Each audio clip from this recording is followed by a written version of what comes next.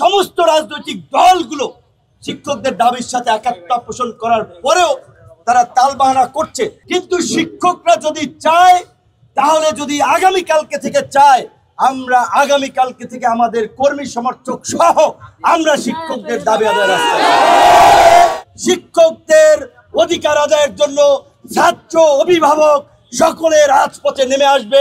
তাদেরকে যদি পুলিশের কনস্টেবল পিটায়, তাদেরকে যদি এসআই এই আচরণ করে, হ্যাঁ, তাদেরকে তো অর্ডার দেওয়া হয়েছে উচ্চ পর্যায় থেকে, কেন তাদেরকে এই আচরণ করার জন্য অর্ডার দেওয়া হয়েছে? ওইখানে কি একজন উপদেষ্টা আসতে পারতো না? দুইজন উপদেষ্টা আসতে পারতো না? কেন তাদের ওই জমিদারি সচিবালয়ে তাদের সাথে কথা বলতে যেতে হবে? সারা দেশের শিক্ষকরা তাদের সামনে এসে তারা কথা বলতো, প্রকাশ্যে কথা বলে তাদের দাবি দেওয়া মেনে সম্মানের সাথে তাদেরকে ক্লাসে ফিরে যাওয়ার ঘোষণা দিত। আজকে সমস্ত রাজনৈতিক দলগুলো শিক্ষকদের দাবির সাথে একাত্মতা পোষণ করার পরেও তারা তালবাহানা করছে। আমি জানি না ওনারা শুধু শিক্ষকদেরকে রাস্তায় রেখে একটা অচল অবস্থা শিক্ষা প্রতিষ্ঠানে সৃষ্টি করতে চান কিনা, কিংবা দেশকে একটা নৈরাজ্যের দিকে নিয়ে যেতে চান কিনা।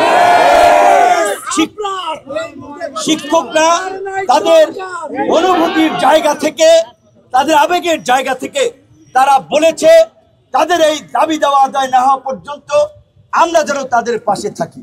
অবশ্যই আমরাও সরকারকে বলতে চাই, এতদিনে আমরা ওইভাবে রাস্তায় এসে দাঁড়াই নাই, কিন্তু শিক্ষকরা যদি চায়, তাহলে যদি আগামীকালকে থেকে চায়, আমরা আগামীকালকে থেকে আমাদের কর্মী সমর্থক সহ আমরা শিক্ষকদের দাবি আদায়ের রাস্তায়।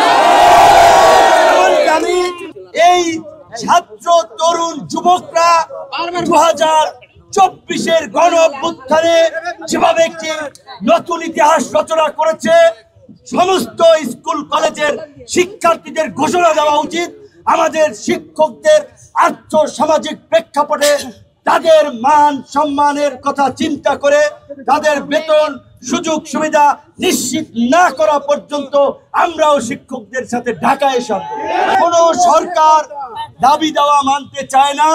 কিন্তু আমি এই শিক্ষা উপদেষ্টা, তিনি মাননীয় শিক্ষক, ঢাকা বিশ্ববিদ্যালয়ের শিক্ষক ছিলেন, তার শিক্ষকদের দুঃখ দুর্দশা বোঝার কথা বেশি। পরিকল্পনা উপদেষ্টাও একজন শিক্ষক, অর্থ উপদেষ্টা একজন শিক্ষক, প্রফেসর ডক্টর মোহাম্মদ ইউনূস একজন শিক্ষক। আমি আশা করব আপনারা আগামীকালকে এর মধ্যে একটা ঘোষণা দিবেন শিক্ষকদের দাবি দেওয়া আপনারা মেনে নিয়েছেন। আর যদি আপনারা মেনে না নেন, তাহলে পরিষ্কার কথা, শিক্ষকরা যখনই ডাক দেবে, আগামীতে একটা নতুন ইতিহাস এবং উদাহরণ সৃষ্টি হবে। শিক্ষকদের ডাকে, শিক্ষকদের অধিকার আদায়ের জন্য ছাত্র, অভিভাবক সকলে রাজপথে নেমে আসবে।